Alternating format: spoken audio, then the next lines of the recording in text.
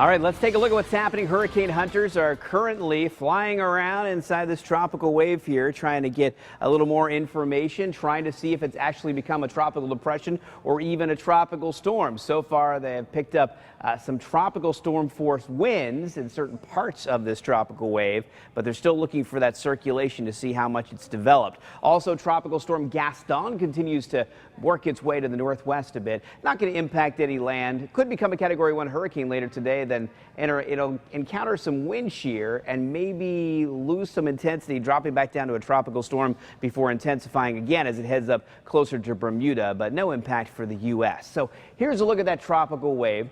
And you can see it's got a lot going on here. A lot of cloud cover, a lot of thunderstorm activity. And as I mentioned, hurricane hunters in there right now trying to determine whether it has developed at all and if they can find a close center of circulation. If they can, it's going to make it a lot easier to forecast what this is going to do over the next few days. But until then, computer models are, well, pretty close together here, at least for the next couple of days. But then as we get out to maybe 3 days or so from now, everything starts to spread apart as the computer models try to guess what's going to happen next. So here's what we're looking at right now. Here's today, obviously traveling over closer to Puerto Rico, over the Leeward Islands right now.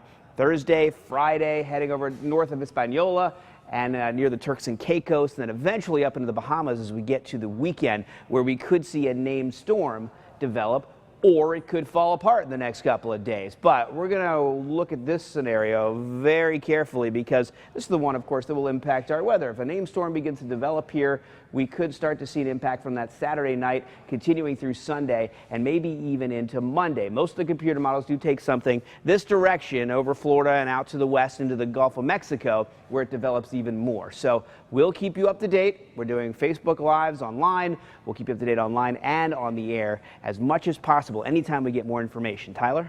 All right, thanks, Glenn. And taking a look at the radar right now, we currently have some rainfall on radar, not associated with that tropical system out there. I can assure you, this is just some good old-fashioned summertime rainfall for us down here in South Florida. We got rainfall down here in Palm Beach County. We even have rainfall all the way up here along the Treasure Coast, too. You see how high up these thunderstorms are going. So these are some pretty power-packed thunderstorms down here in Palm Beach County. As you head out for lunch today, you'll probably need the umbrella. I know that I needed the umbrella as I started to come in earlier. Jupiter, you're seeing some really heavy rainfall. Hope Sound, you're seeing some heavy rainfall too. Then there's more sitting offshore, and that is tracking in our direction. So we will see a little bit more in the way of rainfall later on today. Here's Vipercast. It shows periods of rainfall coming on shore. So you'll need the umbrella this afternoon and also this evening as well. And then as we go into the 7-day forecast, we actually see the rain chances continue to increase in the days to come. All very dependent on that wave too. So we got to keep a close eye on the wave this upcoming weekend. 7-day forecast here,